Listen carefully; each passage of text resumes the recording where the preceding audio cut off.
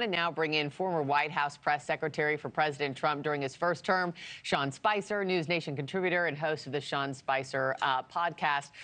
Good morning to you, sir. Let's talk about these 31 X accounts that have now been created, asking people to message them with any ideas on how to cut waste, fraud, and abuse. Is that the best way to trim the fat at these agencies, Sean, by soliciting ideas from anybody with an X account? Sure. For decades, we've done nothing. Zero. Nada. And we've watched tens of billions of dollars probably get wasted, misappropriated, abused. So the idea that somebody is doing something for the first time, we've had the Grace Commission, we had reinventing government under Bill Clinton, Barack Obama launched an effort, all yielded nothing. Nothing. Simpson Bowles, nothing. So for the first time, we're actually seeing real concrete evidence that our tax dollars are being respected and waste, fraud, and abuse is being uncovered and rooted out. So I think that Elon Musk should be applauded and given a medal, probably one of the cheap ones. He doesn't want to spend a lot of money on it, I'm sure. But the bottom line is that Markie, I find it actually really troubling that when I see Democrats and other folks on the left show concern about this. Why wouldn't we want to do this? This isn't a Republican idea. It's not a conservative idea. It's not a liberal idea. It's a common sense idea.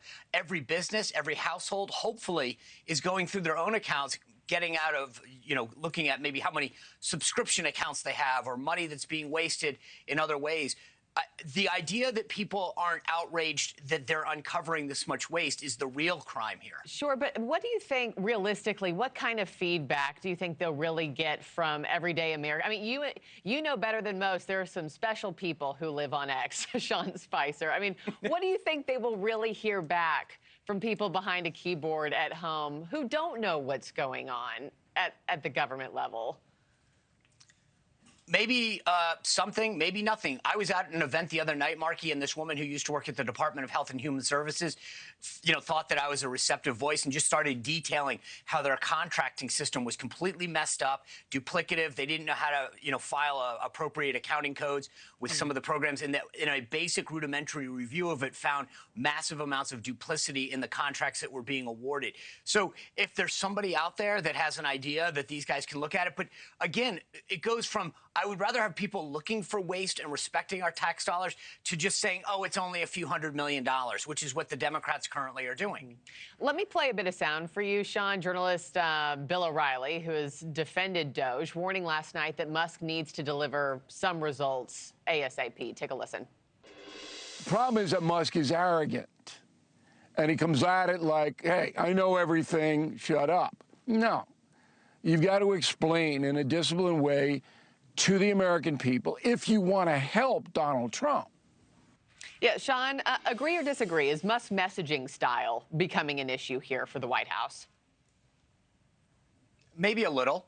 But at the end of the day, again, I go back to what I said a moment ago, Markie, which is he may not be have the best bedside manner in the world, but he's uncovering years and decades worth of waste, fraud, abuse, duplicity, inefficiencies.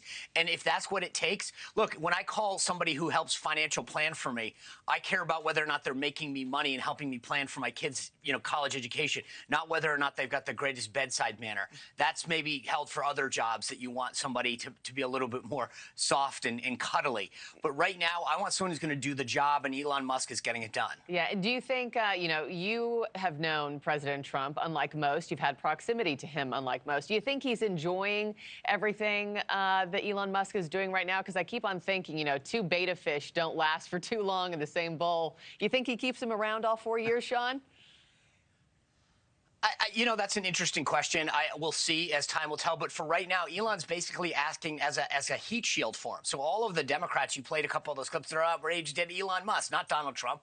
So I think to some degree, he loves the fact that Elon's taking the heat for it. He's uncovering the waste. The base is unbelievably excited. Most American taxpayers, I think, are unbelievably excited that finally somebody's addressing this. So right now, President Trump is probably relishing in the fact that Elon's doing the hard work, taking the heat for him, and he gets the credit as president. Fair points, fair points. Hey, Sean Spicer, I got to end it there. Thank you so much.